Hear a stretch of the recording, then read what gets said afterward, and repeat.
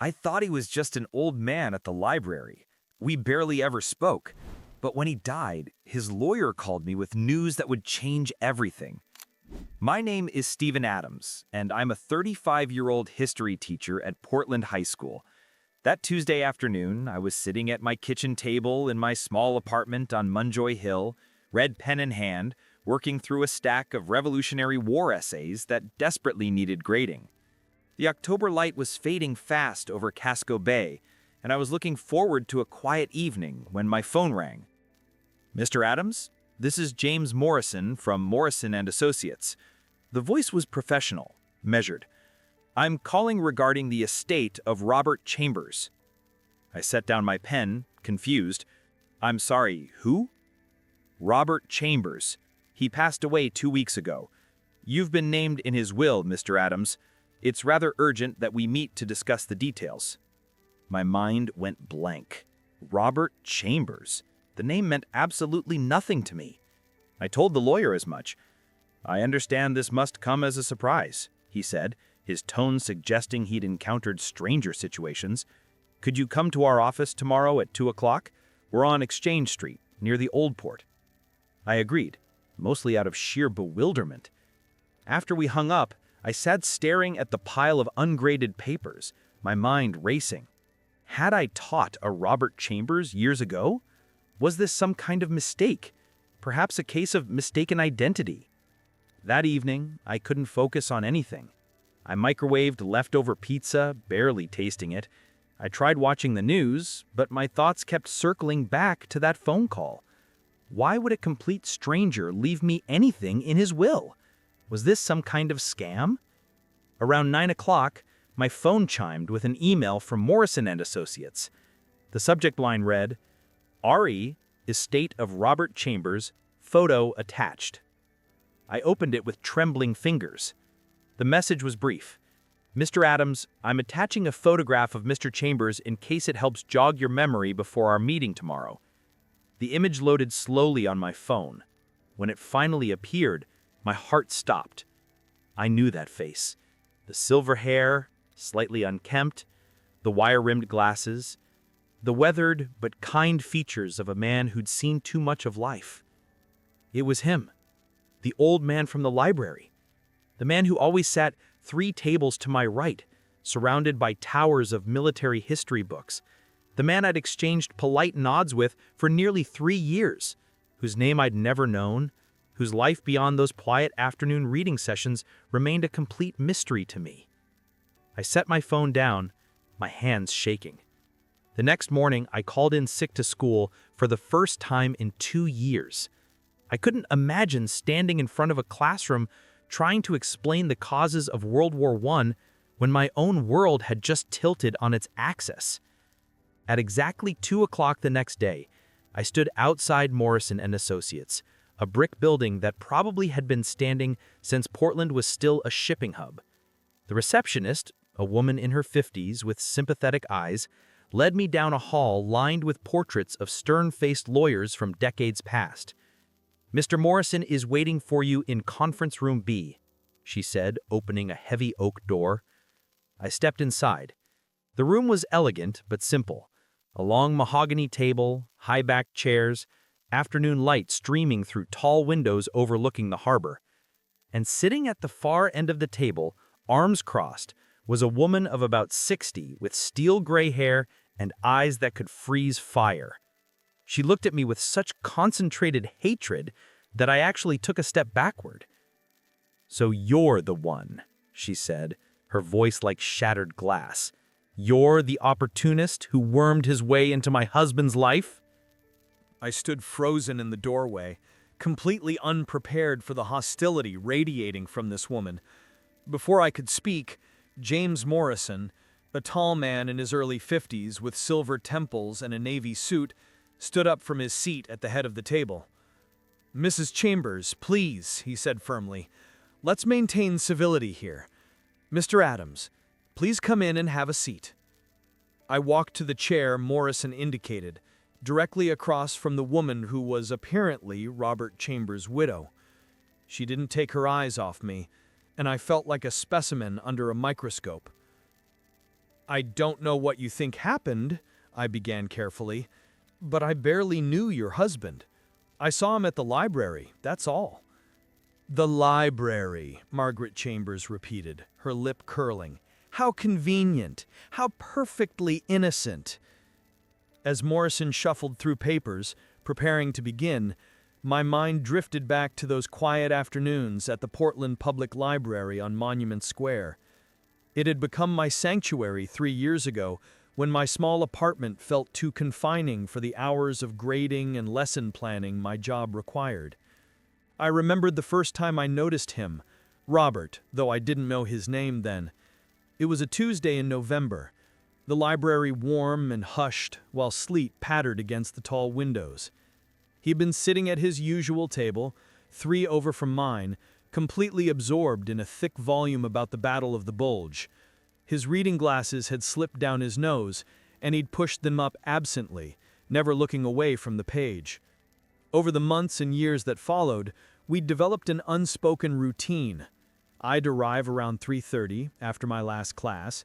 He was always already there, his table claimed by neat stacks of books, always military history, always meticulously arranged. We'd exchange nods.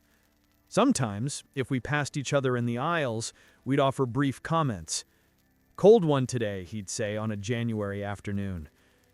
"Supposed to get worse," I'd reply. Once, I'd been struggling to reach a book on the top shelf about the Civil War. He'd appeared beside me, ladder in hand. "Need this?" he'd asked. We'd shared a smile. That was the extent of our relationship. I'd seen him as simply part of the library's landscape, like Edna the head librarian, or the creaky radiators that clanged to life on winter days. He was the old man who loved military history. I was the young teacher who needed quiet to work. Our lives intersected for a few hours each week, but never truly touched. Or so I'd thought. "Mr. Adams," Morrison's voice pulled me back to the present. "Are you ready to proceed?" I nodded, though ready wasn't remotely how I felt. Margaret leaned forward, her hands flat on the table. "I want to know exactly how you manipulated my husband," she said, her voice shaking with barely controlled rage. "What did you say to him? What lies did you tell?" "Mrs. Chambers," Morrison interjected, "I must insist—" "No!" She slammed her palm on the table. 40 years. 40 years I was married to Robert, and not once did he mention this man's name. Not once. And now I find out a complete stranger is in his will? "I understand your distress," Morrison said, his professional calm clearly tested. "But I must remind you that your husband was of sound mind when he drafted these documents. Multiple medical professionals verified this." "Then explain it to me," Margaret demanded, looking at me with eyes full of pain disguised as anger. "Explain to me how my husband knew you well enough to leave you a substantial inheritance when I've never heard your name spoken in my own home." I swallowed hard. "Mrs. Chambers, I wish I could explain. I saw your husband at the library maybe twice a week for a few years. We said hello, we talked about the weather. Once he helped me reach a book. That's the absolute extent of our relationship. I didn't even know his name until yesterday." She stared at me, and for a moment I saw the grief beneath the fury. She wanted to believe I was lying, because the alternative, that her husband had felt a connection to a stranger he'd never even properly introduced himself to, was somehow worse. Morrison cleared his throat. "Shall we proceed with the reading of the will?" Margaret sat back, her jaw clenched. "Let's get this over with." Morrison adjusted his reading glasses and opened the leather portfolio before him. "The last will and testament of Robert James Chambers, dated March 15, 2024. He went through the standard legal language, then reached the specific bequests.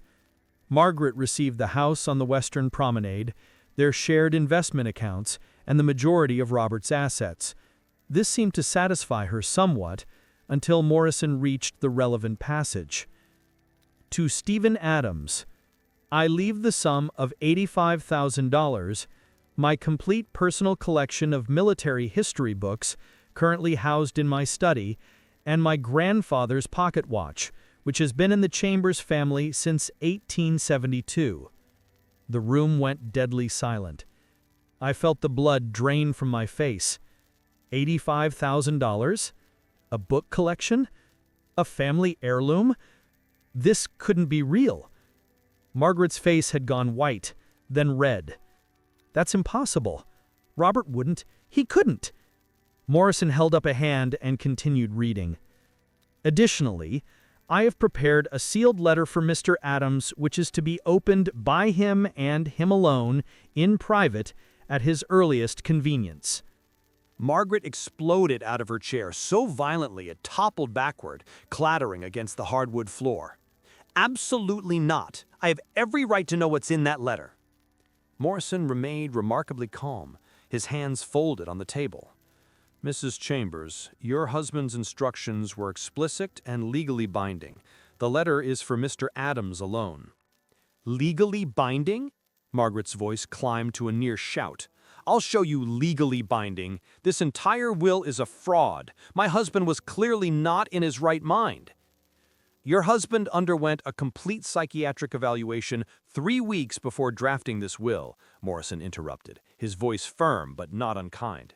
Dr. Patricia Chin, his physician of 15 years, confirmed his mental competency, as did Dr. Michael Torres, an independent psychiatrist. I have both signed affidavits here. Margaret's hands were shaking as she gripped the back of her fallen chair. She looked at me with such venom that I instinctively moved back in my seat. Who are you really? She demanded. What did you do to him?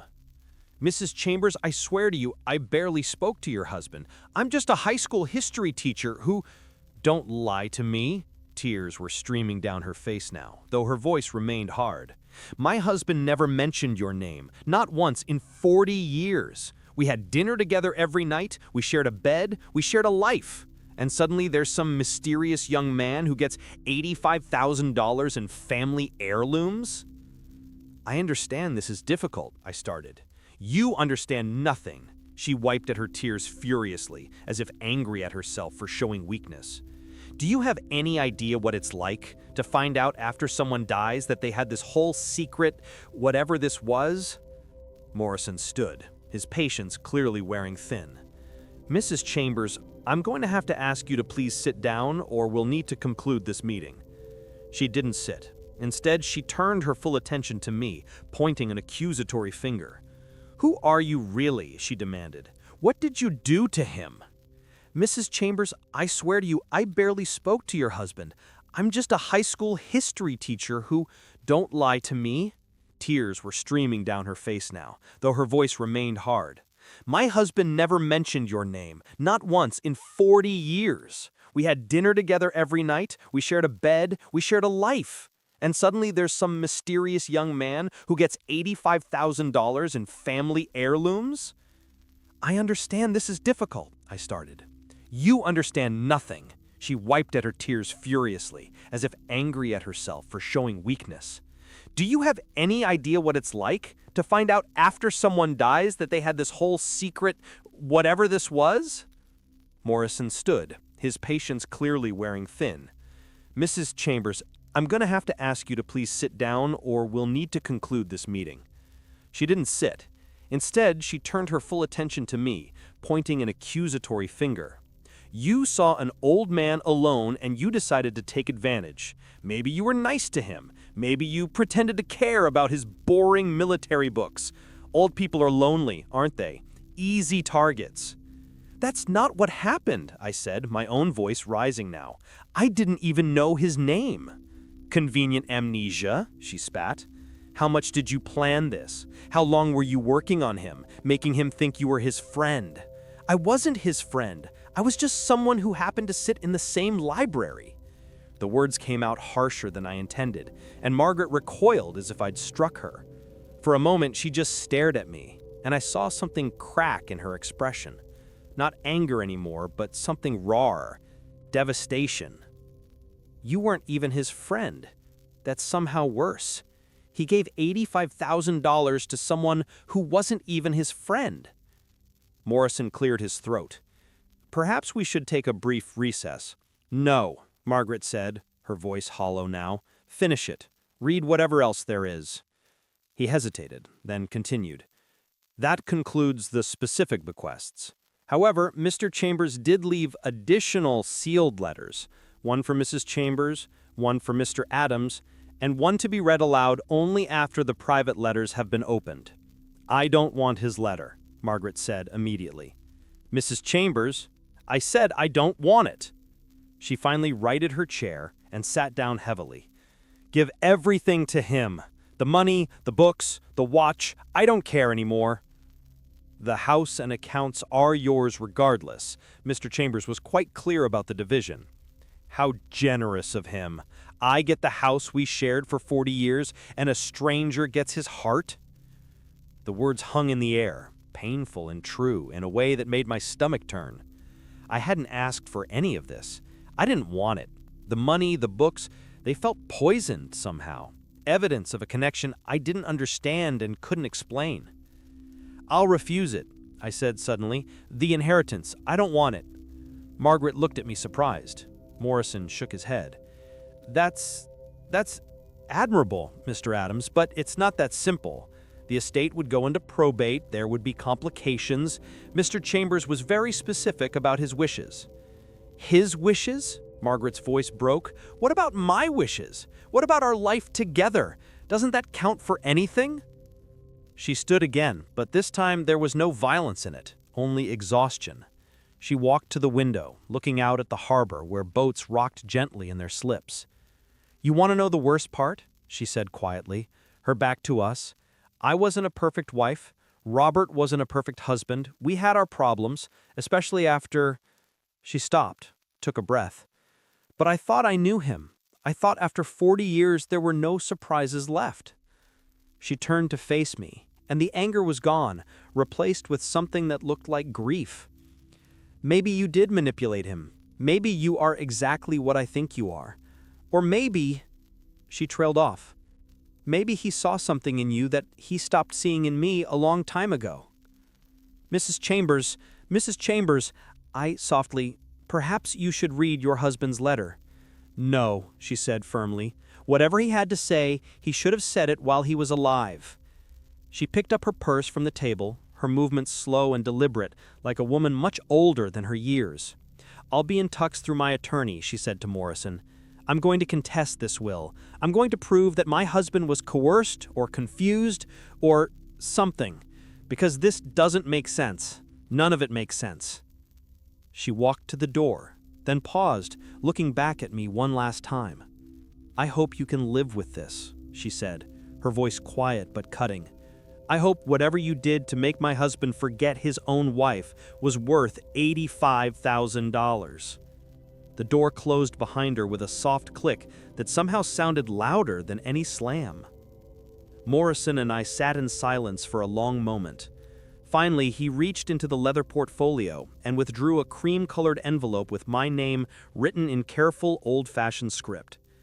This is yours, Mr. Adams. I suggest you read it before making any decisions about the inheritance. My hands trembled as I took the envelope. It was heavier than I expected, the paper expensive, the kind people used for important occasions. Through the translucent envelope, I could see lines of neat handwriting filling multiple pages. May I use this room? I asked. Morrison nodded. Take all the time you need. I'll be in my office when you're ready. He left, and I was alone with the letter from a dead man I'd barely known. I turned it over in my hands, studying Robert Chambers' handwriting on the front. Stephen Adams. My name. In the script of another era, careful and precise. I slid my finger under the envelope's seal and opened it carefully, pulling out 3 sheets of heavy paper covered front and back with that same meticulous handwriting. The letter began, Dear Stephen, I know you didn't know me, but I knew you better than you might imagine. Before I explain why I've left you this inheritance, I need to tell you about my son, Thomas. My hand started shaking so hard I had to set the letter down on the table to read it. Thomas. He'd had a son.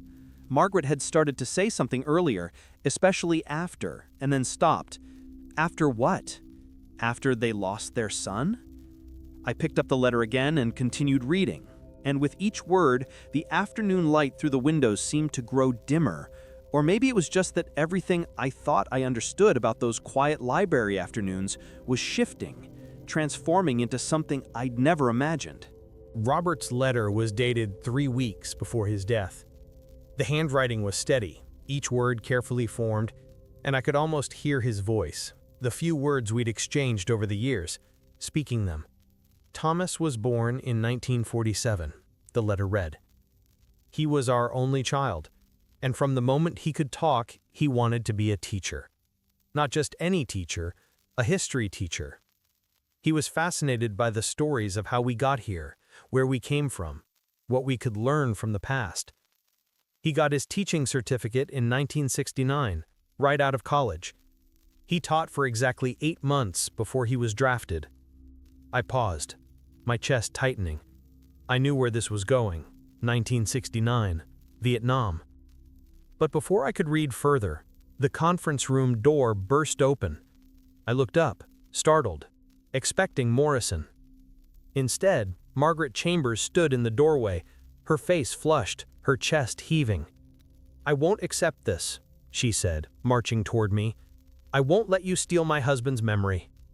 I quickly folded the letter, protecting it instinctively. "Mrs. Chambers, you shouldn't be here." "That's my husband's letter." She reached for it, but I pulled back. "It's addressed to me," I said, standing up, putting the table between us. "Your husband wanted me to have it." "My husband was confused. He was old. He was sick." "Morrison said he was evaluated. He was competent." She laughed harshly. "Legally competent, maybe. But grief makes people do strange things. Trust me, I know." Morrison appeared in the doorway, looking harried. "Mrs. Chambers, I really must insist." "I have a right to know what's in that letter." Her voice cracked. "He was my husband for 40 years. 40 years! What gives you more right to his final words than me?" "He wrote you a letter too," I said, trying to keep my voice calm. "Morrison has it. Maybe if you read it." "I told you I don't want his letter." She moved toward the door, then stopped, turning back one more time. "You know what the cruelest part is? You said you weren't even his friend. At least if you'd been his friend, it would make sense. But you weren't. You were nothing to him, just a face in a library." Then why did he leave me anything? I asked, the question that had been haunting me finally finding voice. If I was nothing, why am I standing here?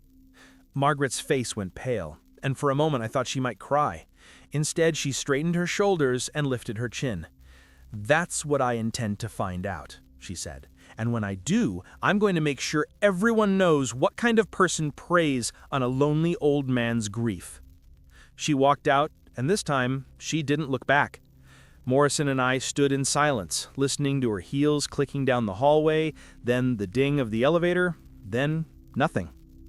Morrison sighed heavily. "I apologize for that, Mr. Adams. She's not handling this well." "Can she really contest the will?" "She can try, but your husband had everything documented properly. Medical evaluations, psychiatric assessments, video recording of the will signing where he explicitly states his reasoning.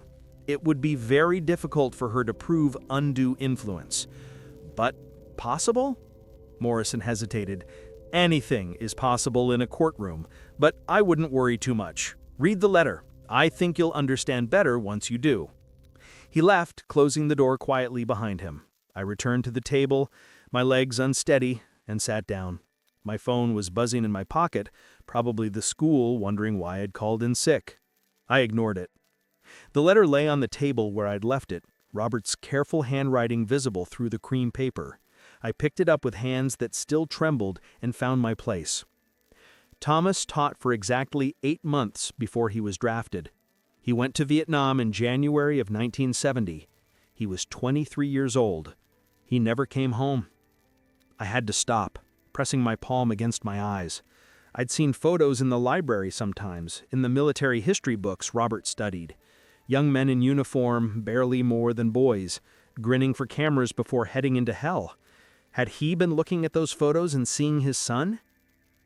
For years after we got the telegram, I couldn't function. I quit my job, I barely left the house. Margaret and I, there was a long space, as if he'd paused in his writing. Margaret and I dealt with our grief differently. She wanted to talk about Thomas, to keep his memory alive. I couldn't. Every word felt like swallowing glass. So I stopped talking about him, and eventually we stopped talking about much of anything. 25 years after Thomas died, I finally felt ready to reconnect with the things he loved: books, history, learning. I started visiting the Portland Public Library, sitting in the reading room, surrounding myself with the kinds of books Thomas used to bring home from college. It helped. For the first time in decades, I felt close to my son. And then about 3 years ago, I noticed you. My breath caught. This was it, the explanation I'd been waiting for. You sat 3 tables to my left. I realize you probably thought of it as me being to your right, but I always saw it from my perspective. You were young, probably close to the age Thomas was when he died. You had a stack of student papers, and you worked through them with such focus, such dedication. I watched you write long comments in the margins.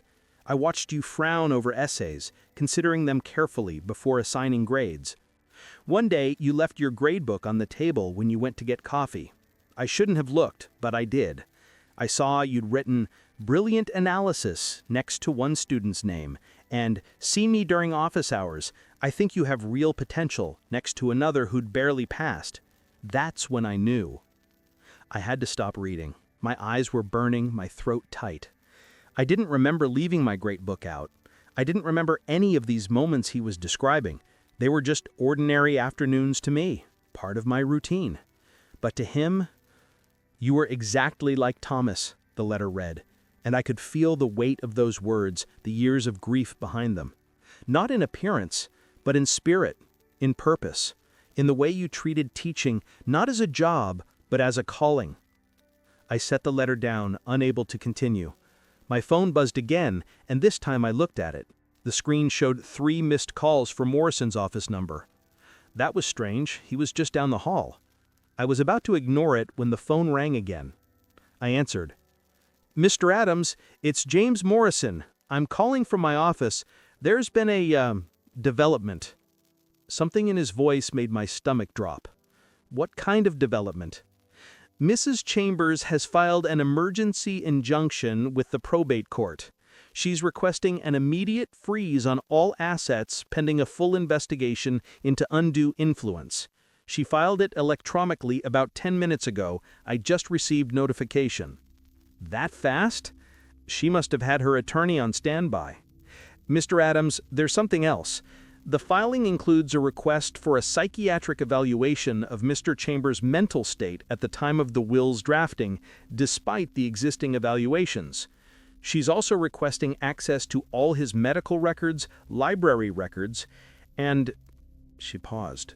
"She's requesting an interview with you under oath within the next 72 hours. Can she do that?"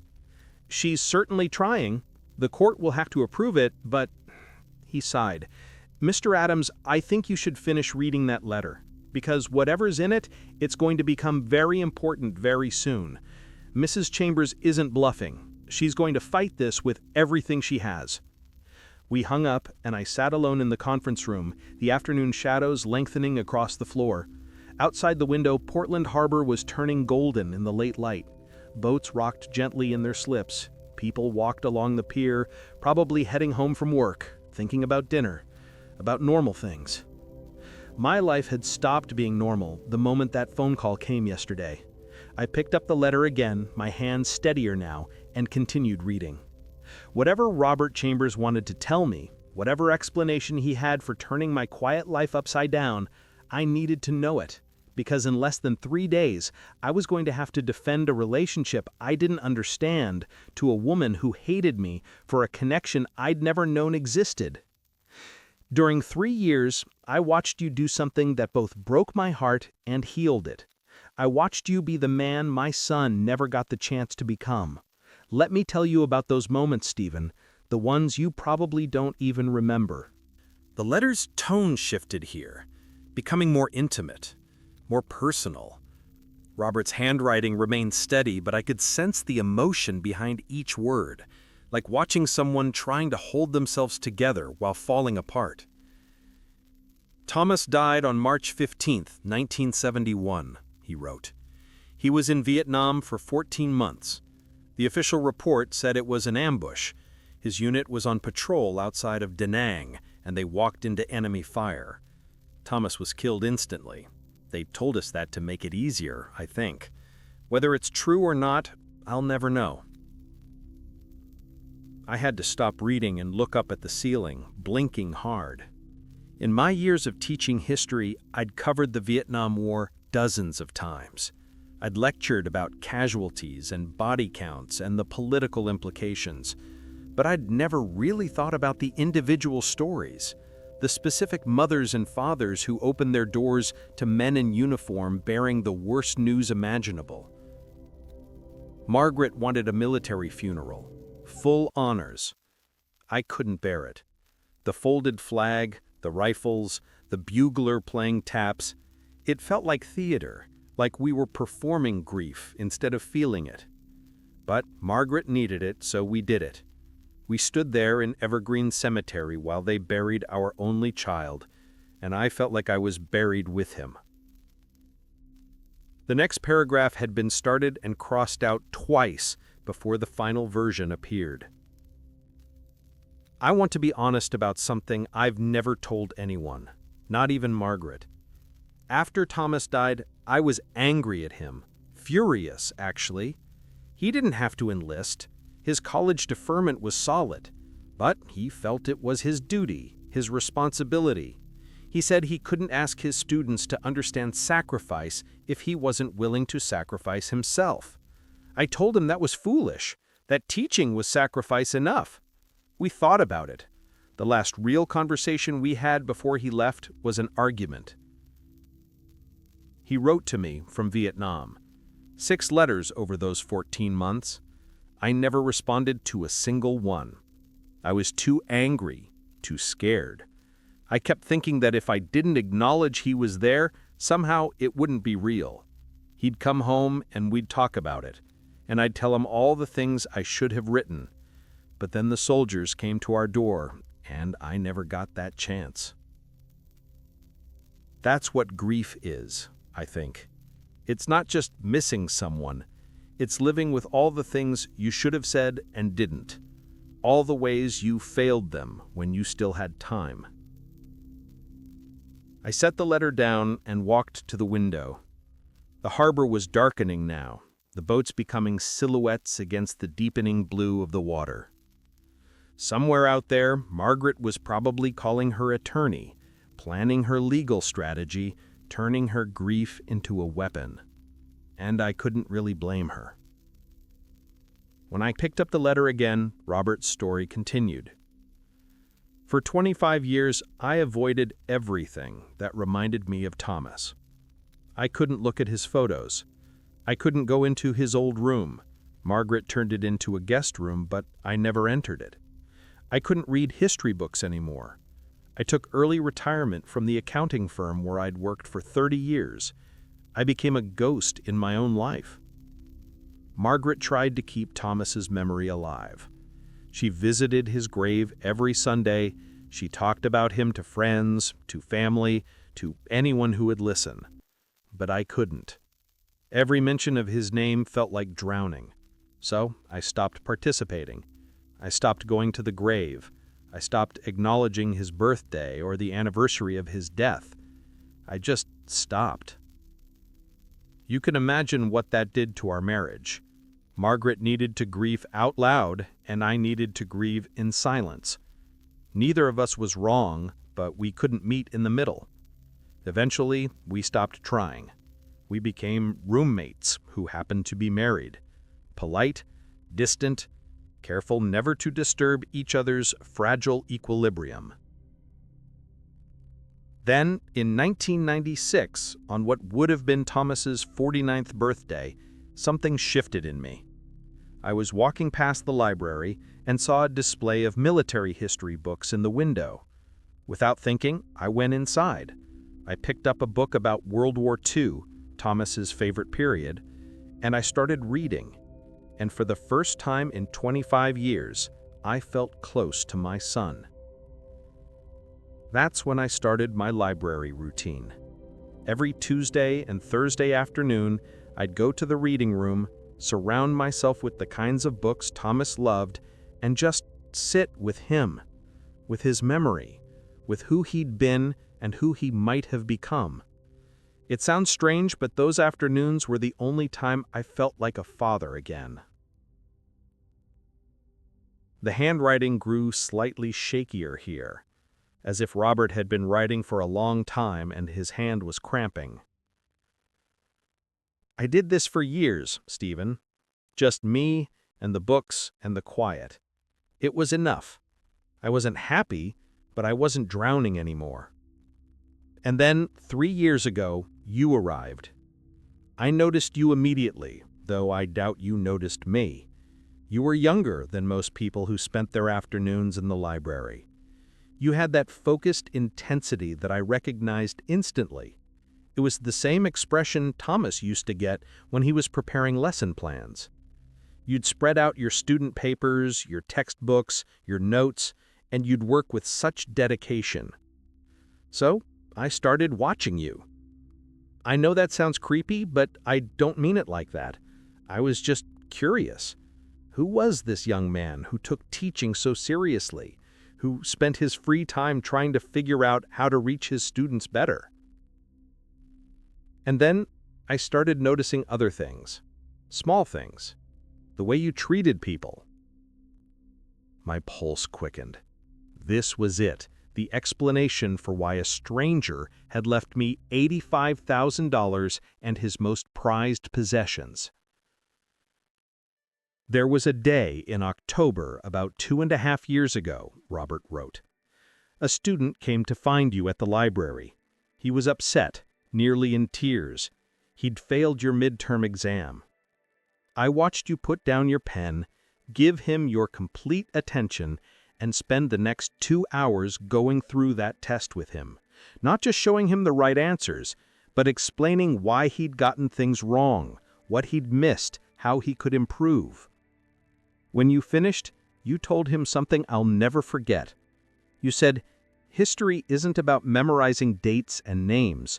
It's about understanding that every person who came before us was just as real as we are, with hopes and fears and dreams. When you understand that, the rest comes easy." That's exactly what Thomas used to say. Then I started paying closer attention. I saw you help the same student 3 more times that semester. I saw him go from failing to passing. I saw his confidence grow. And I saw you refuse any extra payment or recognition. When he tried to thank you with a Starbucks gift card, you gave it to Edna at the circulation desk. My eyes were burning now. I didn't remember that student's name, but I remembered the moment. He'd been so convinced he was bad at history when really he'd just been taught to see it as something dead and disconnected from his life. There were other moments, so many moments. The elderly man who couldn't figure out the computer catalog. You spent 40 minutes helping him search for books about his hometown in Italy. The young mother whose toddler was having a meltdown. You made funny faces until the child calmed down, never once looking annoyed that your concentration had been interrupted. The day someone left their wallet on a table, and you ran after them 3 blocks in the rain to return it. But the moment that truly broke me, that made me know I had to do something, happened 6 months ago. I steadied myself, somehow knowing what was coming next was important. There was a young man, maybe 19 or 20, trying to pay a late fee at the circulation desk. Edna told him it was $40. He'd had books out for months. He started emptying his pockets, counting out crumpled dollar bills and quarters. He came up short by $15. Edna, bless her, said she'd waive part of the fee, but you appeared beside him before she could finish. You handed Edna a $20 bill and said, "Put it toward his account." The young man tried to refuse, but you just shook your head and said, "We've all been there. Pay it forward someday. And then you walked away before he could thank you properly. I did remember that. The kid had looked so defeated, so embarrassed. I'd been a broke college student once too. $20 meant nothing to me now, but I remembered when it would have meant everything. I followed that young man outside, Robert wrote. I shouldn't have, but I did. He sat on the library steps and cried. Really cried, like that small kindness had broken something open in him. Later, I saw him back inside, returning his books carefully, treating them like treasures. A week after that, I saw him helping an older patron with a computer, just like you'd helped that elderly man months before. That's when I understood. You weren't just being kind, Stephen. You were teaching people how to be kind. You were creating ripples that spread far beyond what you could see, just like Thomas used to do. The letter continued, but I had to stop. My phone was ringing again, Morrison's number. I answered with a shaking voice. Mr. Adams, I wanted to update you. The judge has scheduled an emergency hearing for tomorrow morning at 9. You'll need to be there. Mrs. Chambers is pushing hard for immediate action. Tomorrow? I know, it's fast. But there's more. He paused. Mrs. Chambers' attorney has subpoenaed the library's security footage from the past 3 years. They're looking for any evidence of interaction between you and Mr. Chambers beyond what you've stated. My stomach dropped. There isn't any. I told you. I believe you, Mr. Adams, but they're building a case that your relationship was more substantial than you're admitting.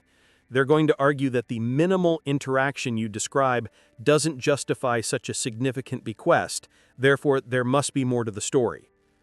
So I'm damned if I did have a relationship with him, and damned if I didn't? Unfortunately, yes. That's the position they're trying to put you in. He sighed. Finish the letter, Mr. Adams, and get some rest. Tomorrow's going to be difficult. After we hung up, I returned to Robert's words, needing to understand, needing to know why he'd done this to me, to both of us. During these 3 years watching you, Stephen, something began to heal in me. I started imagining what Thomas might have been like at 35. Would he have been like you? Would he have that same gentle patience with struggling students? Would he have been that same quiet force for good in the world? I started feeling like a father again. Not to you, I want to be clear about that. You weren't a replacement for my son. You were a reminder that the kind of man Thomas was, the kind of man he would have become, still exists in the world, that his death didn't end everything he stood for. I never approached you because I didn't know how to explain these feelings without seeming strange or inappropriate. How do you tell someone, you remind me of my dead son, and watching you has given me a reason to keep living? You can't. So I kept my distance and just observed. I hope that doesn't disturb you too much. 3 months ago, I was diagnosed with pancreatic cancer, stage 4. The doctors gave me weeks, maybe months. Margaret doesn't know. I couldn't tell her.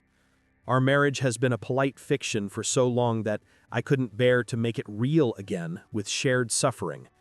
That sounds cowardly as I write it, but it's the truth. When I found out I was dying, I had to decide what to do with Thomas's legacy. The books in my study, they were his. He bought them most in college and during his brief teaching career. They're worth money now, first editions and rare volumes. But more than that, they're a physical record of who he was, what he loved. Margaret won't want them. She told me years ago that she couldn't look at them, that they hurt too much.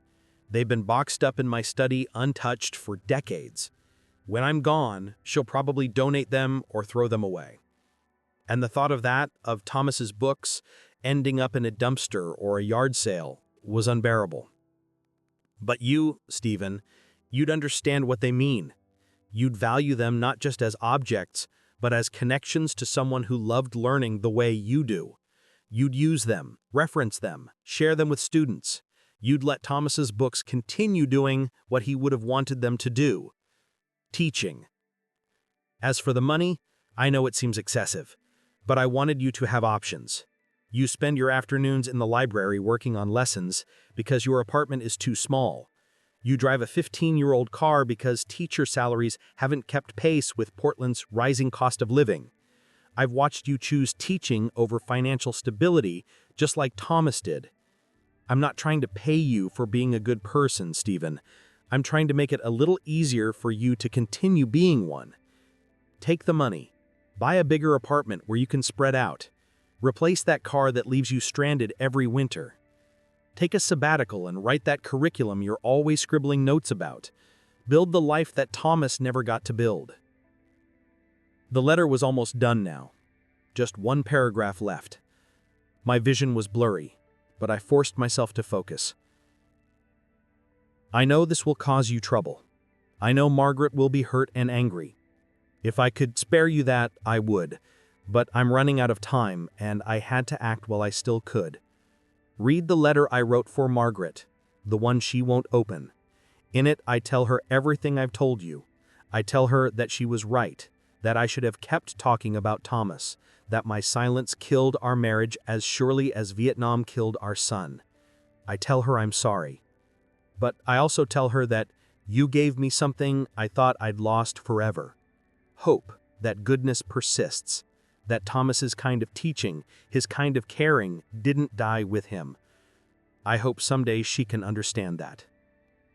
Thank you, Stephen Adams, for letting an old man sit near you for 3 years. Thank you for being exactly who you are. And please, use this inheritance to keep being that person. The world needs more teachers like you. Thomas would have liked you very much. It was signed simply, Robert J. Chambers. I sat in the empty conference room as the last light faded from the harbor, holding a letter from a dead man I'd never really known. And I finally understood. This wasn't about me at all. It was about a father who'd spent 50 years learning how to grieve, and a son who died before becoming everything he was meant to be, and the strange, impossible ways that love finds to survive. My phone buzzed one more time. A text from an unknown number. This is Margaret Chambers' attorney. Please confirm you've been informed of tomorrow's hearing. Your presence is mandatory. I looked at Robert's letter one more time, then carefully folded it and placed it back in its envelope. Tomorrow, I'd have to stand in front of a judge and defend a relationship that existed entirely in the observations of a grieving father. Tomorrow, Margaret would try to prove I'd manipulated a man I'd barely spoken to. But tonight, I finally understood why Robert Chambers had put a stranger in his will. And understanding that, I knew I couldn't refuse his gift.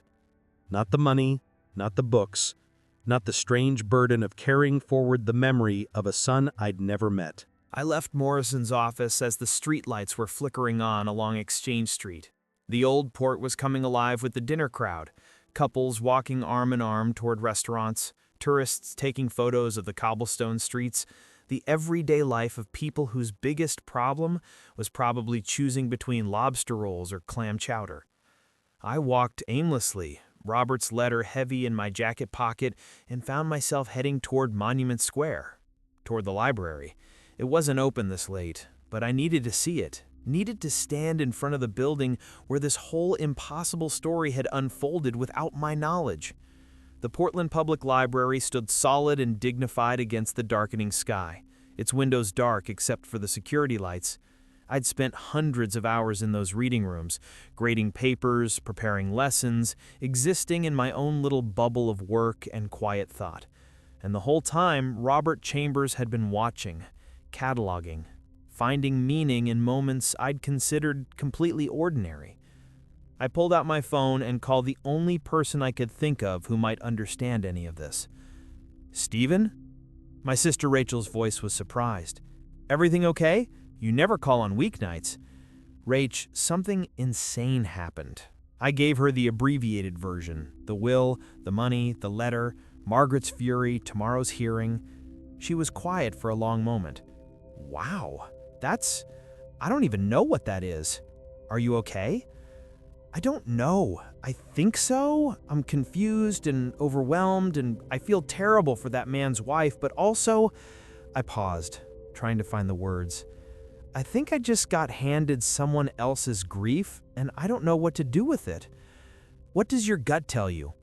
That he wasn't crazy, that everything in his letter was true, that I really was just living my life, and somehow that meant something to a stranger who was drowning in loss.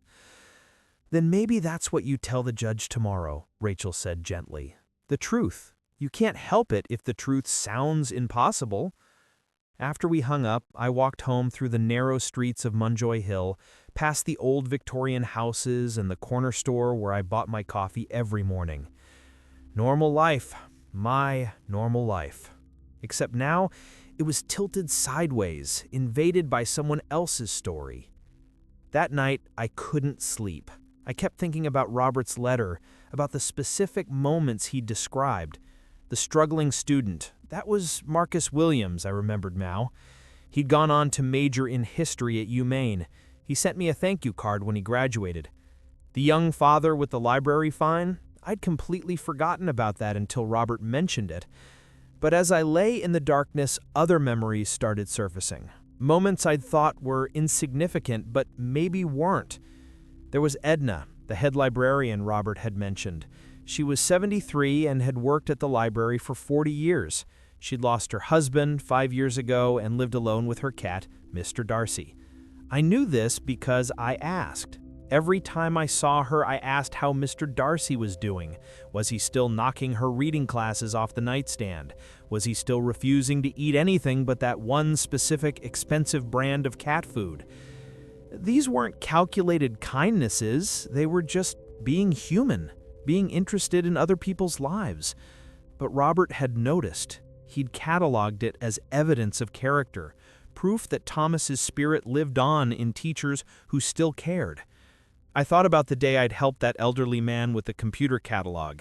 He'd been looking for books about Lucca, his hometown in Italy.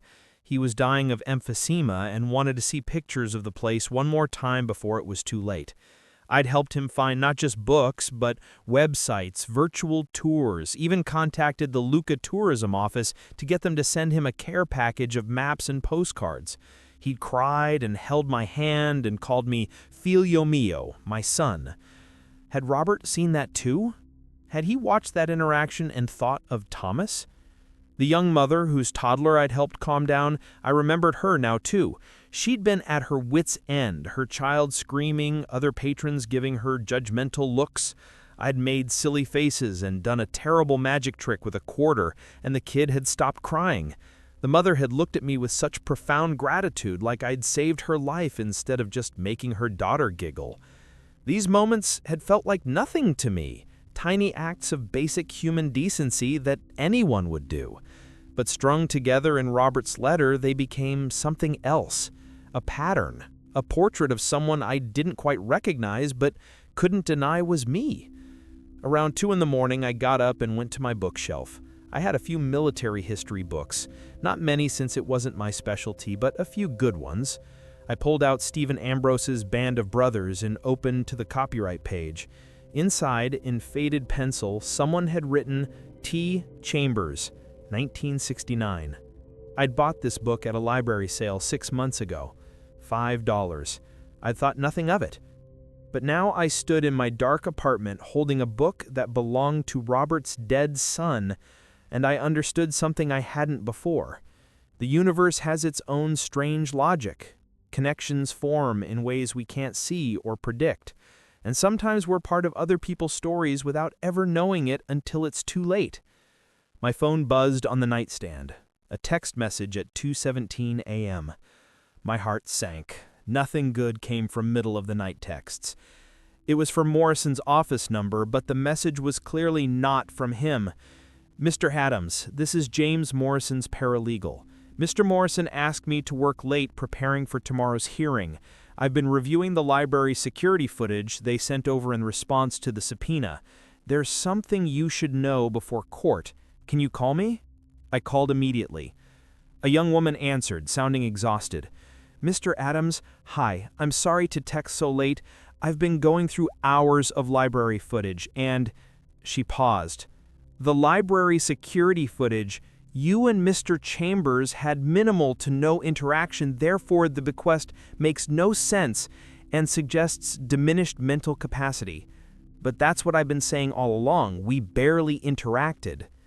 I know, but I found something they're going to miss. The cameras don't have audio, right? But there's a moment from 18 months ago, in February. You were leaving the library and you passed Mr. Chambers in the doorway. You both stopped. The conversation lasted maybe 45 seconds. Then you smiled, he smiled, and you both went your separate ways. I don't remember that at all. That's the thing. I do lip reading. I took courses in college, and I could make out what you said to each other. My pulse quickened. What did we say? He said, "Still fighting the good fight?" And you said, "Every day, someone has to teach them that history matters." And he said, "My son used to say the same thing." And you said, "He sounds like he was a good teacher." And Mr. Chambers said, "The best." I sat down hard on my bed. I had no memory of this conversation. None. But hearing it now, it felt true. It felt like something that could have happened. A brief exchange in a doorway, two people acknowledging something they'd never discussed but both understood. "Mr. Adams, are you there?" "Yeah, I'm here. Why are you telling me this?" "Because tomorrow they're going to try to paint you as a manipulative stranger, and they're going to try to paint Mr. Chambers as a confused old man. But this footage shows something different. It shows two people who saw each other, who had a moment of real connection, even if it was brief. And sometimes, brief is all we get." She paused, then added, "My dad died when I was 20. He was a teacher too, and I watched the way his students came to his funeral, the way they talked about small things he'd done that he probably never thought twice about. This whole case, reading Mr. Chambers' letter, watching the footage, it reminded me that we never really know whose lives we touch or how much those touches matter." After we hung up, I sat in the darkness, thinking about that conversation I couldn't remember. Had I really told Robert his son sounded like a good teacher? Had he really said "the best" with that weight of grief and pride I could now imagine in his voice?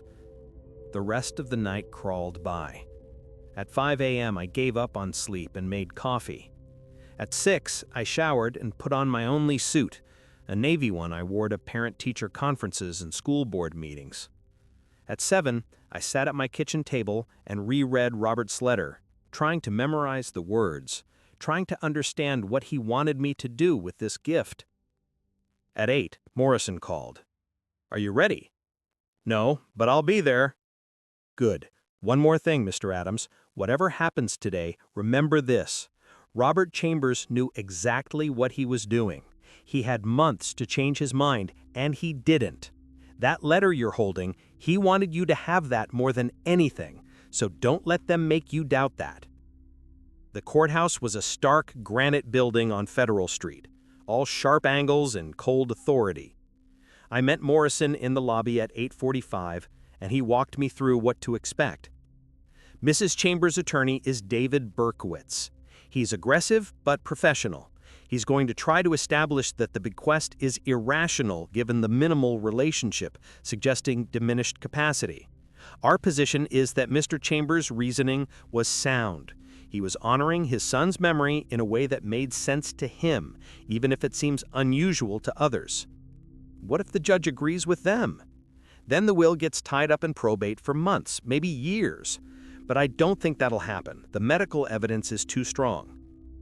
We took the elevator to the 3rd floor. As the doors opened, I saw her immediately.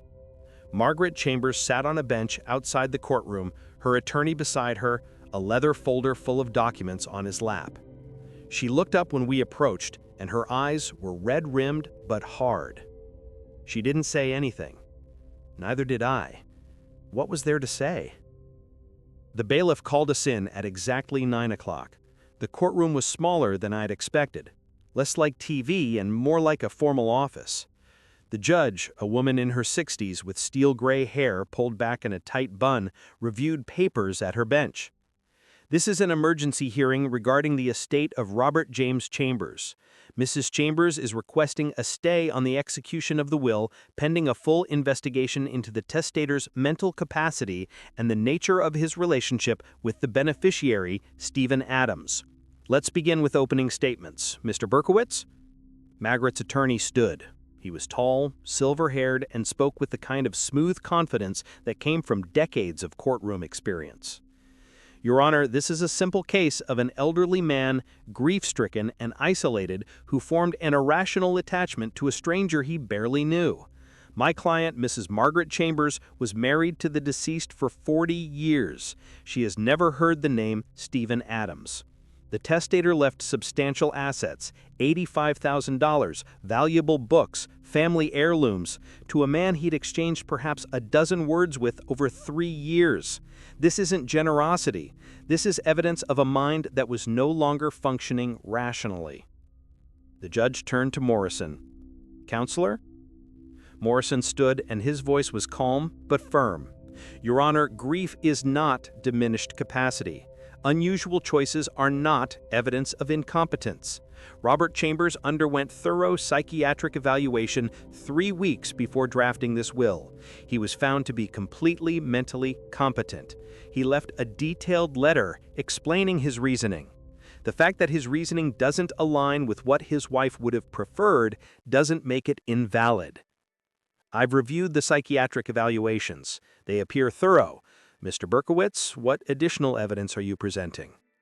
We have library security footage showing that Mr. Chambers and Mr. Adams had virtually no interaction over 3 years of proximity. We have testimony from librarians confirming they never saw them speak. We have the testimony of Mrs. Chambers that her husband never once mentioned Mr. Adams' name. Your Honor, when someone leaves a small fortune to a person they've never properly introduced themselves to, that's not generosity, that's delusion. The judge looked at me for the first time. Mr. Adams, did you have a relationship with Robert Chambers? I stood, my legs shaky. No, Your Honor, not in any traditional sense. We saw each other at the library. We'd nod hello, maybe comment on the weather. But I didn't know his name until 2 days ago. Then why do you think he left you this inheritance? I pulled out Robert's letter. He wrote me a letter explaining everything. May I read part of it? The judge nodded. I began reading, my voice steadier than I expected. I read about Thomas, about Vietnam, about 25 years of grief. I read about the moments Robert had observed, the struggling student, the library fine, the elderly man looking for books about his hometown. As I read, I watched Margaret's face. She was crying silently, tears streaming down her cheeks, but she didn't look away. When I finished, the courtroom was silent. Finally, the judge spoke. Mrs. Chambers, did your husband leave you a letter as well? Margaret's voice was barely a whisper. Yes. Have you read it? No. Perhaps you should. Margaret's attorney leaned toward her, whispering urgently. She shook her head. Then, abruptly, she stood. I'd like to request a recess, Your Honor. The judge checked her watch. We'll reconvene in 15 minutes.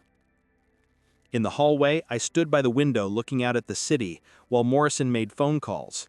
I didn't see Margaret approach until she was standing right beside me. That letter, she said quietly, the one you read, did Robert really write that? Yes, ma'am. Did he tell you about Thomas? Just what was in the letter, that he was a teacher, that he died in Vietnam, that your husband missed him terribly. She was quiet for a long moment. We never talked about Thomas, not for years. I wanted to, but Robert couldn't. He'd leave the room if I even mentioned our son's name. I thought he didn't care anymore. I thought he'd moved on and left me behind with the grief. I think he was drowning in grief, I said softly. I think he just didn't know how to swim in it the way you did. She looked at me with those red-rimmed eyes. And do you really not remember that conversation in the doorway 18 months ago? So she'd seen the footage too. No, ma'am. I wish I did, but I believe it happened. Robert said Thomas was the best. He never said that when Thomas was alive. He was always worried, always critical, always pushing him to be better.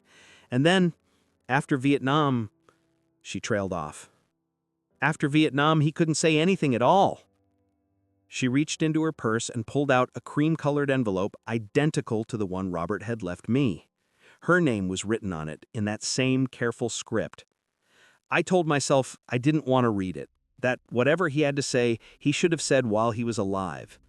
But maybe that's what I did too. Maybe I should have said things while I had the chance. It's not too late to read it now, I said. She looked at me, really looked at me, and for the first time, I didn't see anger. I saw a woman who'd spent 50 years learning how to live with loss, and who'd just discovered her husband had been doing the same thing in his own way all along. "Will you come with me?" she asked. "To read it? I don't think I can do it alone." I looked at Morrison. He nodded. Margaret and I found an empty conference room down the hall. She sat down, and I sat across from her, and she opened her letter with trembling hands.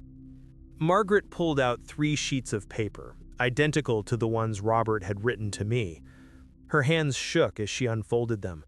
For a moment, she just stared at the first page, without reading, as if gathering the courage to hear her husband's voice one final time.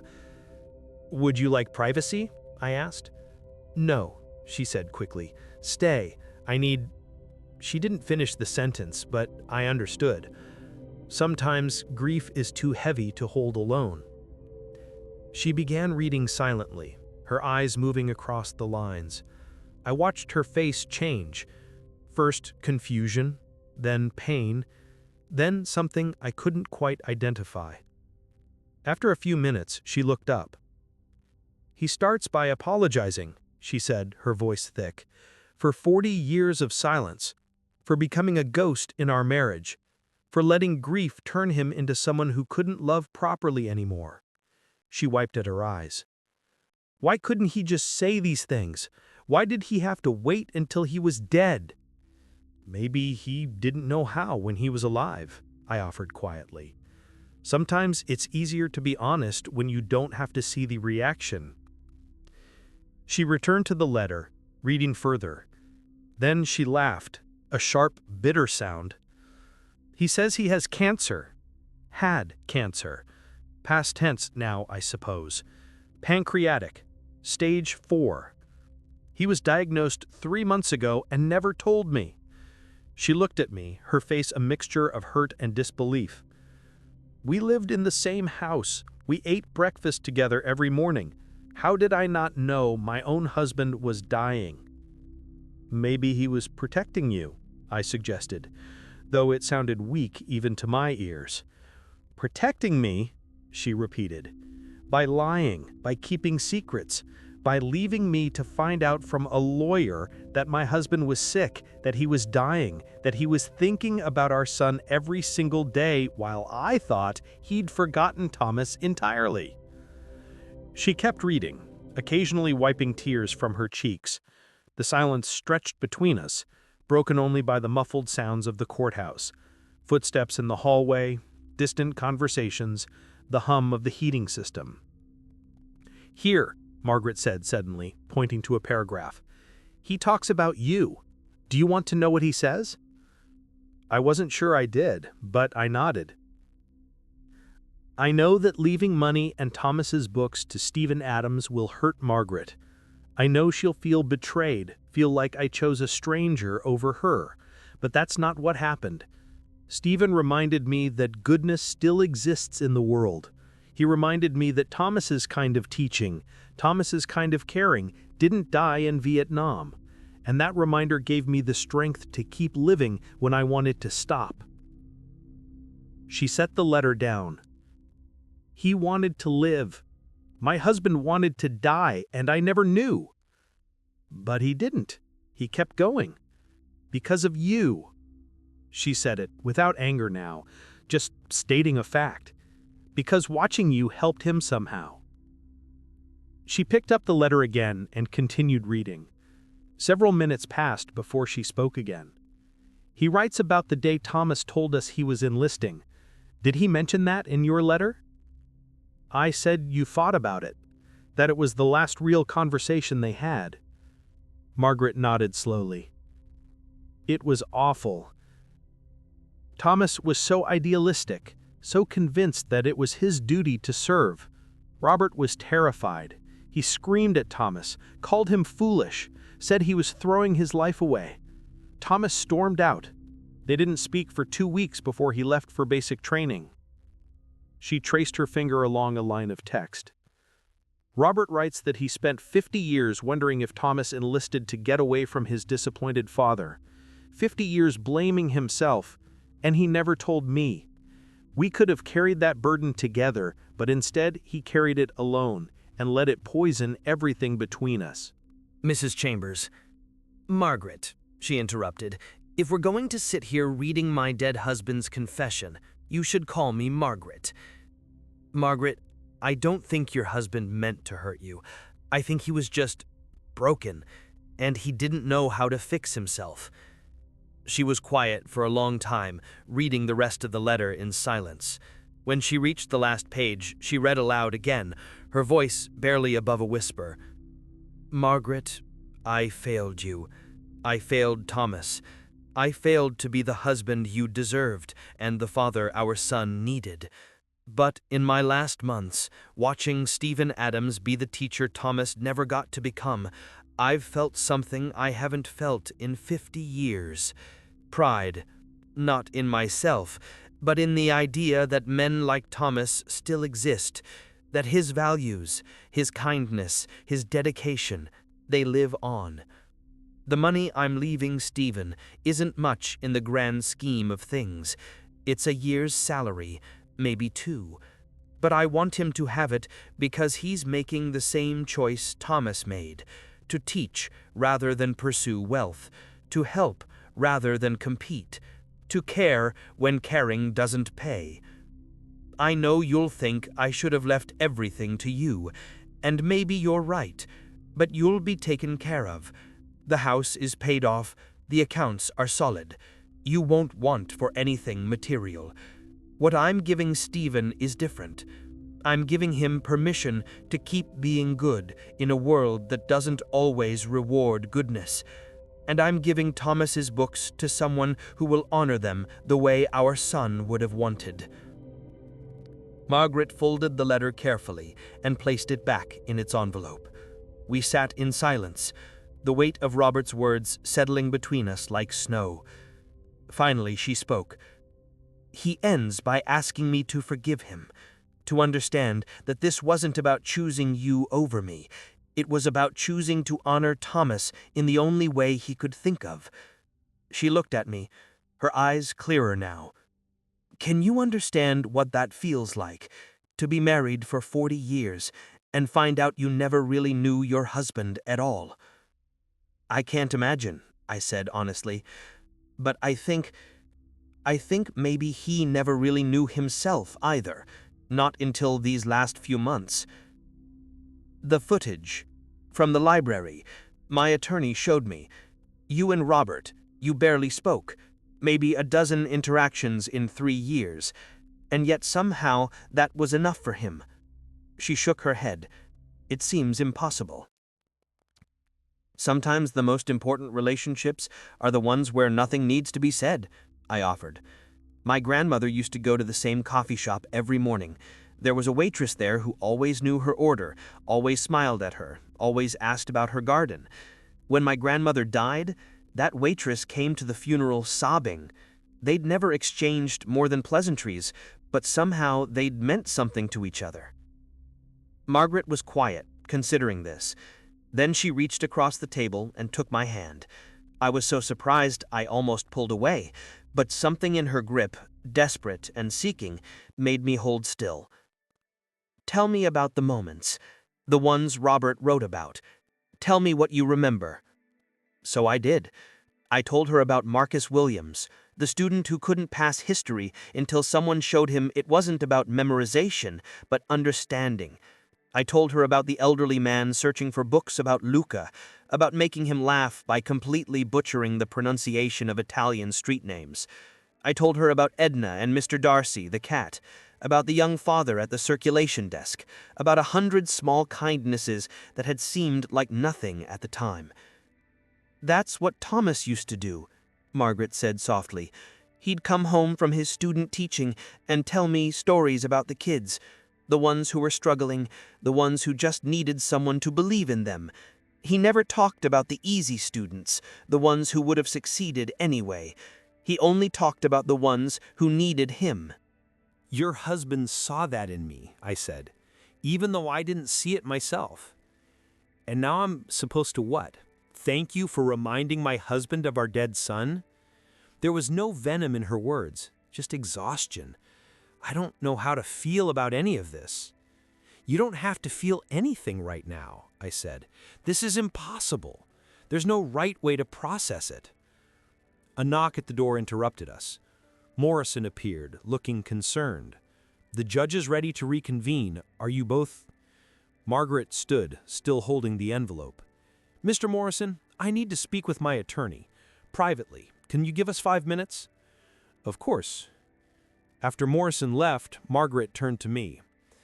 "The things Robert wrote in these letters about you, about Thomas, about our marriage, they're private, painful, but they're also true." She took a deep breath. "I'm going to withdraw the petition." "You don't have to." "Yes, I do, because you're right. Grief makes people do strange things. Robert's grief made him silent. Mine made me angry. But neither of us was wrong. We were just trying to survive losing our son." She paused at the door. "There's something I need you to see after this is over. Will you come to the house?" I nodded, uncertain what else to do. Back in the courtroom, the judge looked between us with sharp, assessing eyes. "Have you reached a resolution?" Margaret's attorney stood, clearly surprised by whatever his client had just told him. "Your Honor, Mrs. Chambers wishes to withdraw her petition.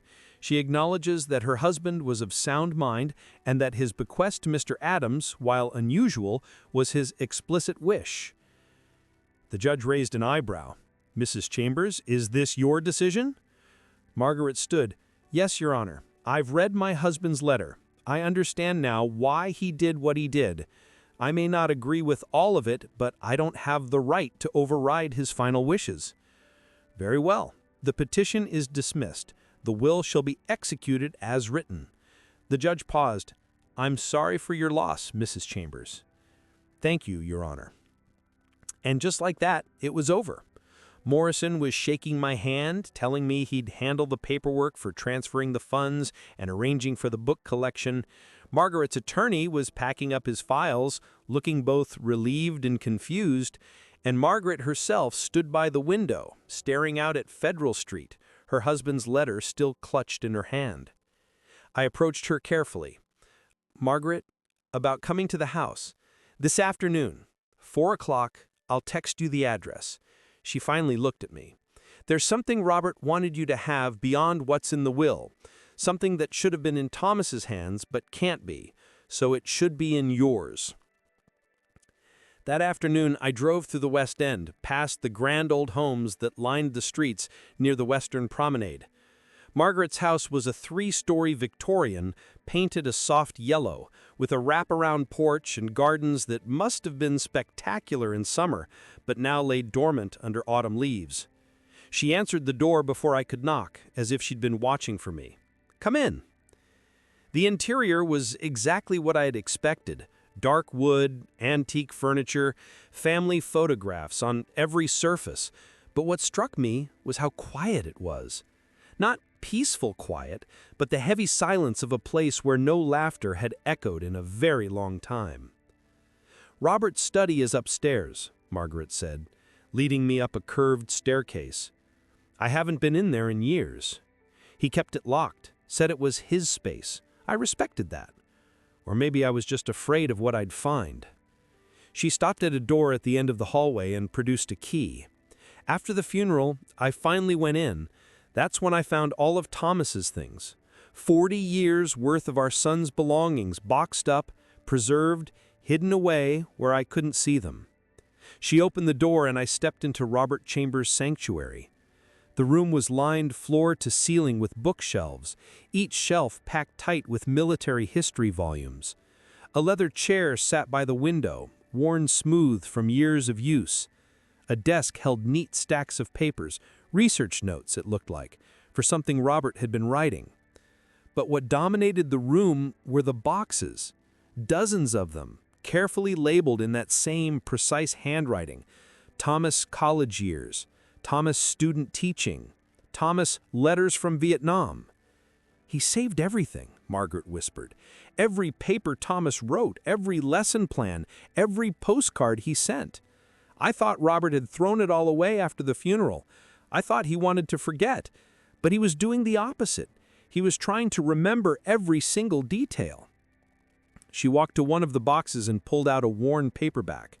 The Art of War, Sun Tzu, Thomas's copy from his Asian history class.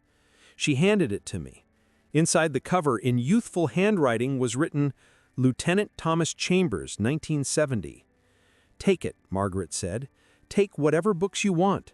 That's what Robert wanted, for Thomas's collection to go to someone who would actually use them, study them, share them with students. "Margaret, I can't just take your sons." "Yes, you can, because Robert was right about one thing. I can't look at them without falling apart. They've been locked in this room for 40 years because I couldn't bear to see them. But you'd let them be what they were meant to be. Books, tools for teaching, not relics in a shrine." She moved to the desk and picked up a leather-bound journal. "This is what I really brought you here to see, Thomas's teaching journal. He kept it during his student teaching semester right before he was drafted. Every day he'd write about his students, his lessons, what worked and what didn't." She handed it to me and I opened it carefully. The first entry was dated September 1969. "Today I taught the American Revolution to a classroom of bored teenagers. I realized halfway through my lecture about the Boston Tea Party that half of them were asleep. So I stopped. I asked them, if you had to rebel against something right now, what would it be?" Suddenly, everyone was awake. We spent the rest of the period talking about their lives, their frustrations, their desire to change things. Then I showed them that's exactly what the colonists felt. That history isn't about dead people, it's about living people making the same choices we make every day. Tomorrow, I think I'll skip the lecture entirely and just start with questions. I looked up at Margaret. "He was a natural." She said simply, "He was like you. Robert saw that. I see it now too." She gestured to the shelves. "Take your time. Go through the books, the papers, whatever you want. I'll be downstairs when you're ready." She left me alone in her dead son's room, surrounded by 50 years of preserved grief. I spent the next 2 hours going through boxes, reading Thomas's lesson plans and letters, examining his textbooks filled with underlined passages and margin notes. In one box, I found photographs. Thomas in his college graduation gown, grinning at the camera. Thomas in his army uniform, looking young and uncertain. Thomas with his parents, his arm around Margaret's shoulders, all of them laughing at something outside the frame. And in another box, I found Robert's letters, the ones he'd never sent to Vietnam. 6 envelopes addressed and stamped, but never mailed, each one filled with words a father had been too afraid or too angry to send his son. "Dear Thomas," one began, "I know we fought before you left. I know I said terrible things, but I need you to know that I'm proud of you. Terrified for you, but proud. Come home safe. We'll figure everything else out when you're here." But Thomas never got that letter, never knew his father had changed his mind, had wanted to make peace. He died thinking his father was disappointed in him. I carefully replaced the letter in its envelope and closed the box. Some griefs are too private to witness, too painful to fully comprehend. When I came downstairs, I found Margaret in the kitchen making tea. "Did you find what you needed?" she asked. "I found more than I expected." "Margaret, there are letters in there, letters Robert wrote, but never sent." Her hand stilled on the teapot. "I know. I found those too. Have you read them?" "No, I don't think I can." She poured tea into 2 cups with hands that shook slightly. Some regrets are too heavy to carry. Robert carried them for 50 years, and they broke him. I don't want to carry them now. We sat at her kitchen table, drinking tea in silence. Finally, Margaret spoke. What will you do with the money? Robert's inheritance.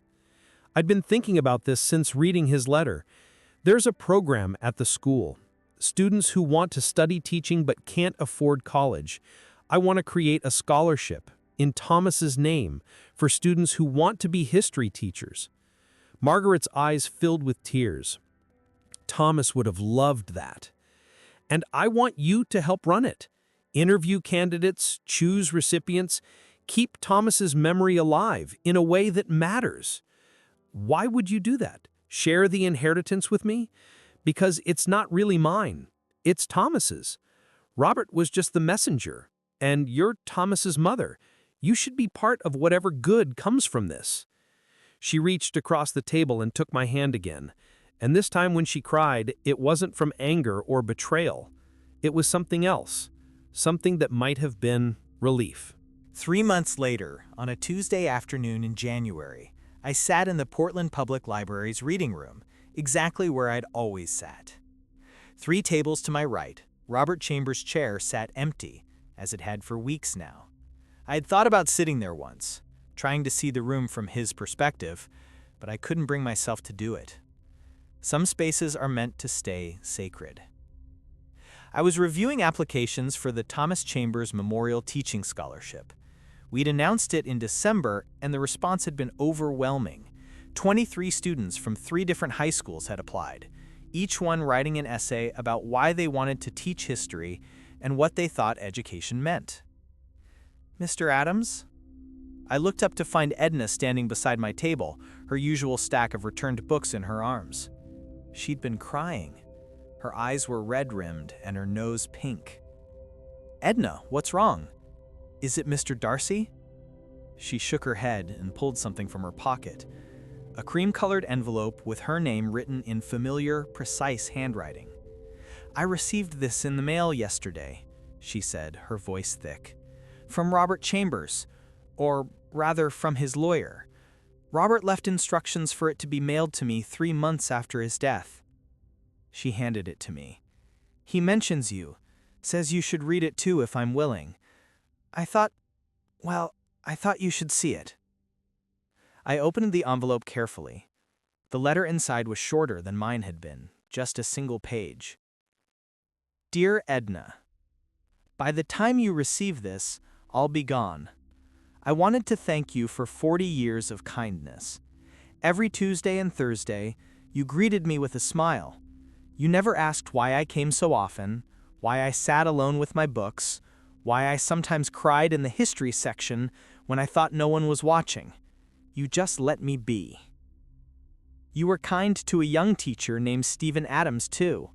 I watched you help him find books, laugh at his terrible jokes, tell him stories about your late husband and your cat. You made the library feel like home for both of us, and I wanted you to know that it mattered. I've left you something in my will, a small amount, enough to finally take that trip to England you've been planning for 20 years. Go visit those English gardens you're always reading about. Let Mr. Darcy stay with a friend for a few weeks and do something for yourself. Thank you for being a light in a dark time. Thank you for caring about books and people with equal measure. The world needs more librarians like you. It was signed simply, with gratitude, Robert. Edna wiped at her eyes. I don't know what to say. I barely knew the man. You knew him better than you think, I said gently. He saw you, Edna, the way you saw him. He left me $15,000 for a trip to England. I don't even know if I should accept it. Accept it, I said firmly. Let him give you this gift. Let yourself be seen and appreciated. After Edna left, I returned to the application scholarship. One in particular caught my attention. A senior from Deering High School named Jessica Martinez had written, I want to teach history because my teacher, Mr. Adams, showed me that history isn't about memorizing dates. It's about understanding that every person who came before us was just as real as we are, with hopes and fears and dreams. When you understand that, the rest comes easy. If I can make even one student feel the way Mr. Adams made me feel, like the past matters, like I matter, then I'll have succeeded. I had to set the application down, my vision blurring. Jessica Martinez. I'd taught her sophomore year. She'd been a B student, pleasant but not remarkable. I'd had no idea I'd made any impression on her at all.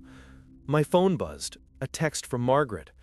"Can you come by the house tomorrow? There's someone I'd like you to meet."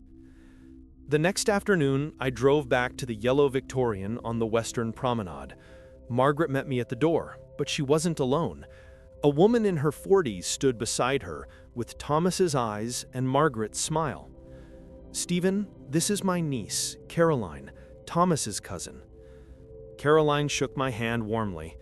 "Aunt Margaret told me everything. About Uncle Robert, about you, about the scholarship. I had to meet the man who gave my aunt her husband back." "I didn't." "You did," Margaret interrupted gently. "By existing, by being who you are. You showed Robert that Thomas's spirit lived on, and that reminder gave him peace at the end. And now, helping me establish this scholarship, working with me to honor Thomas, you've given me something too. Purpose, a way forward." Caroline pulled out her phone and showed me a photograph. A young man in his 20s, in army fatigues, grinning at the camera. "That's my son, David. He's deployed in Germany right now. He wants to teach history when he gets out. He's applied for the Thomas Chambers Scholarship." "But he's your nephew," I said. "Wouldn't that be—" "Which is why I insisted on being part of the selection committee," Margaret said, "to make sure there's no favoritism. If David is the best candidate, he'll get it. If not, someone else will. That's what Thomas would have wanted. Fairness, not nepotism." We spent the afternoon going through applications together, the three of us sitting in Margaret's living room, reading essays and debating merits.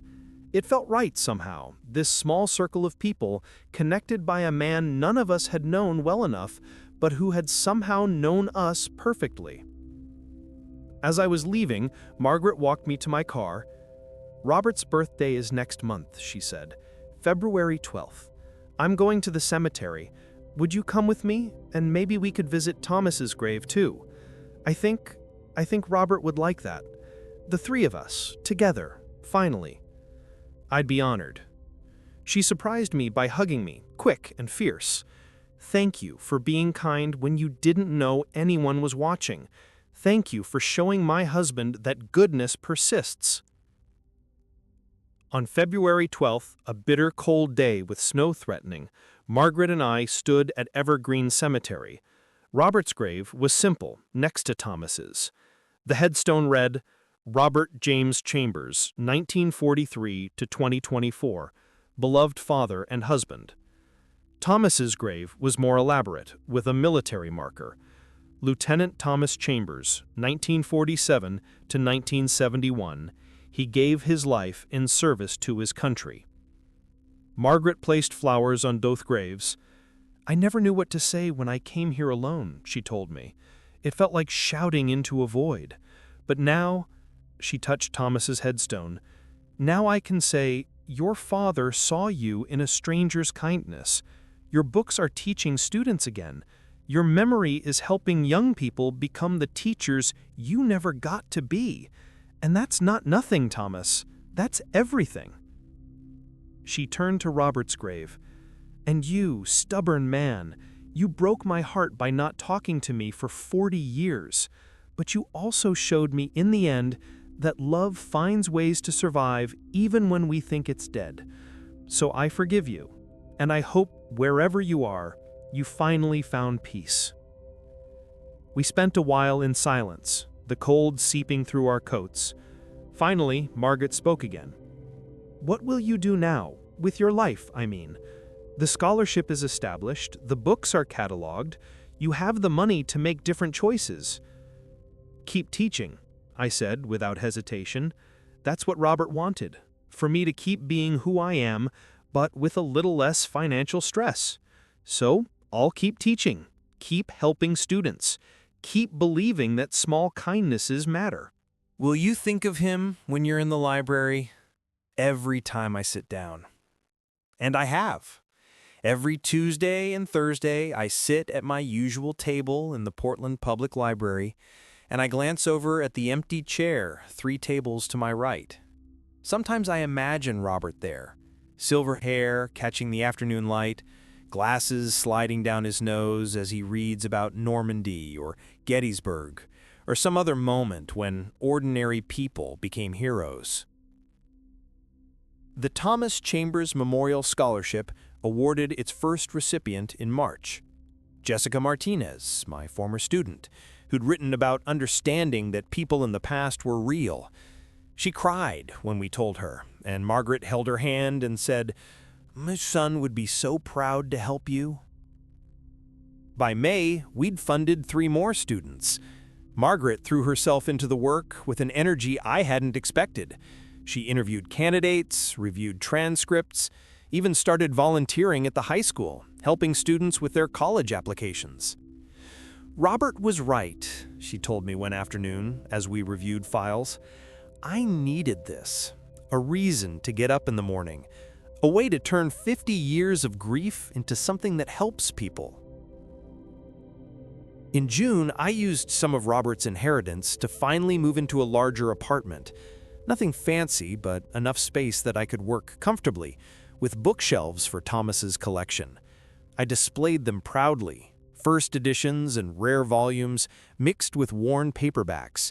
And when students visited for tutoring sessions, I'd tell them about the teacher who'd owned these books, who'd loved learning so much that he died defending the freedom to learn. Edna went to England in July. She sent me postcards from Bath and the Cotswolds, her handwriting excited and girlish. "Mr. Darcy is fine with the cat sitter," one read, "and I'm fine too, more than fine. Thank you for convincing me to accept Robert's gift. He was right. I needed this." On a Thursday afternoon in September, exactly 1 year after Robert's death, I sat in the library reading room working on curriculum for the new school year. A young man approached my table hesitantly. "Mr. Adams, I'm David Martinez, Jessica's brother. She told me about you, about the scholarship. I just wanted to say, well, I'm applying for next year, and I wanted to meet the teacher my sister says changed her life."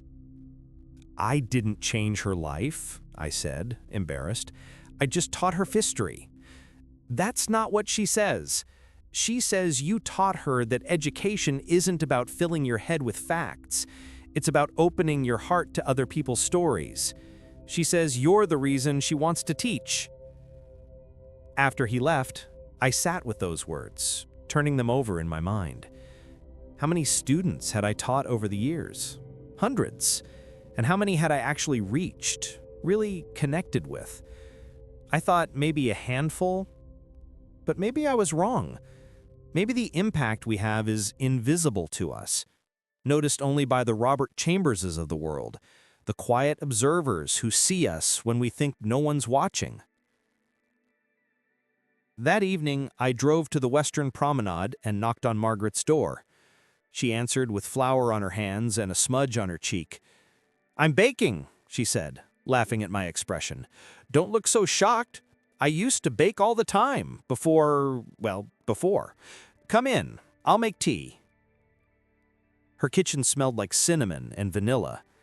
The house felt different now, lighter somehow, as if grief had finally loosened its grip on the walls. "I've been thinking about what comes next.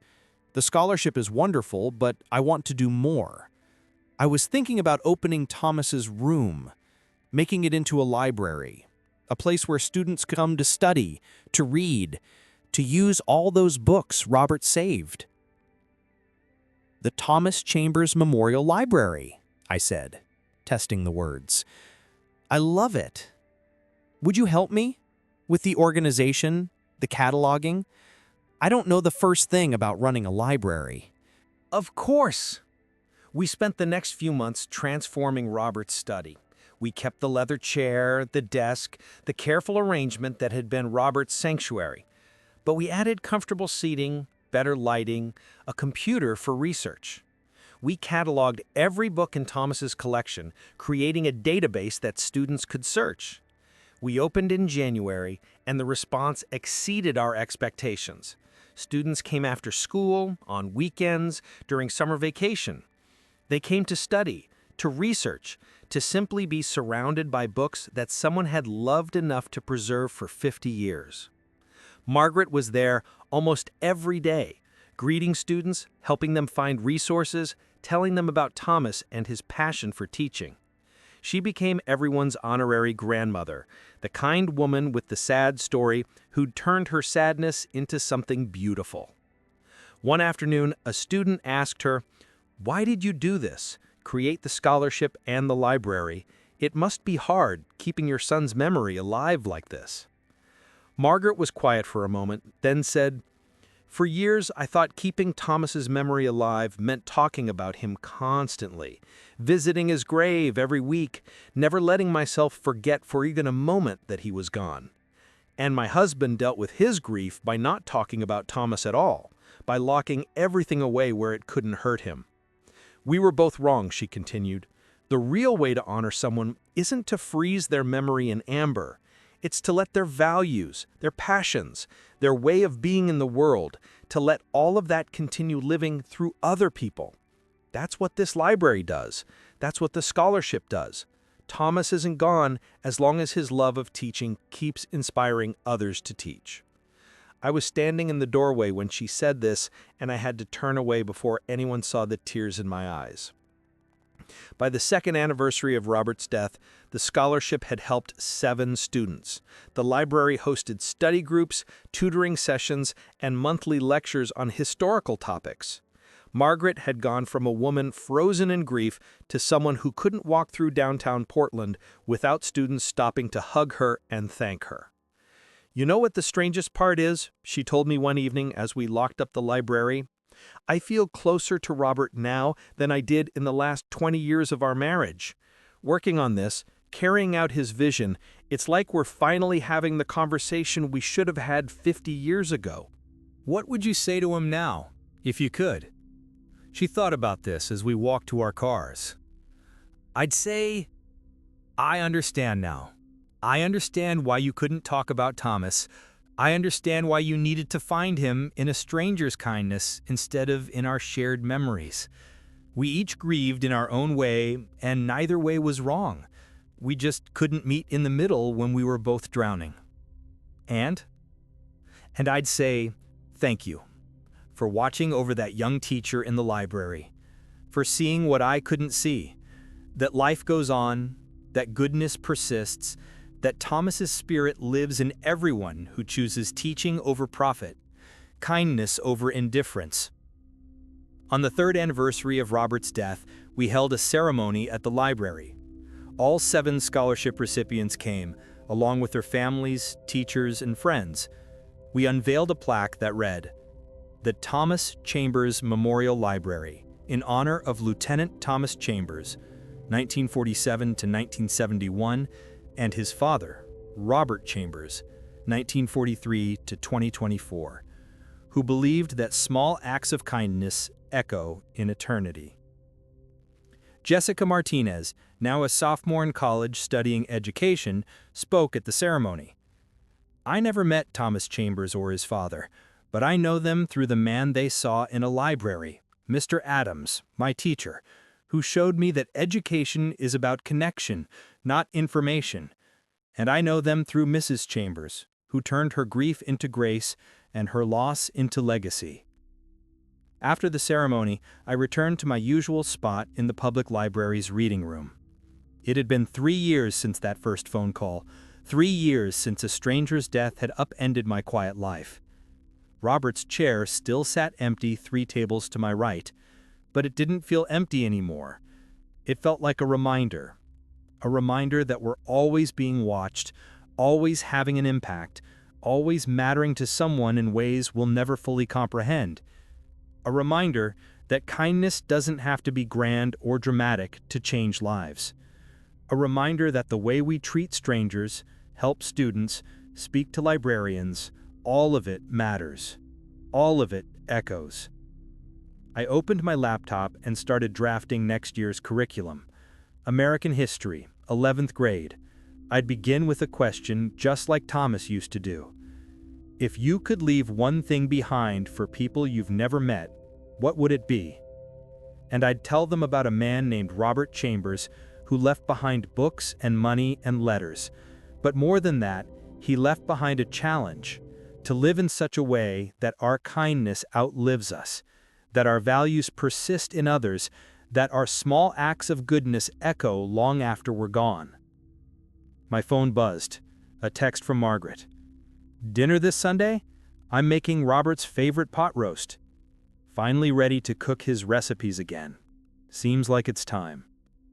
I smiled and typed back. I'll be there. Through the library window, the afternoon sun was setting over Portland Harbor, painting the water gold. Somewhere in this city, students were studying with books that once belonged to a young lieutenant who never came home from war. Somewhere, teachers were being trained with scholarship money from a man who'd spent 3 years watching a stranger be kind. Somewhere, an elderly librarian was planning her next trip abroad with a gift from someone she'd barely known. And somewhere, I hoped, Robert and Thomas Chambers were together again, finally able to say all the things they should have said when they had the chance. Finally at peace, knowing that their story, painful and beautiful and heartbreaking as it was, had become something that helped others learn to love, to grieve, to forgive, and to believe that goodness matters even when no one's watching. Especially when no one's watching. Because someone always is.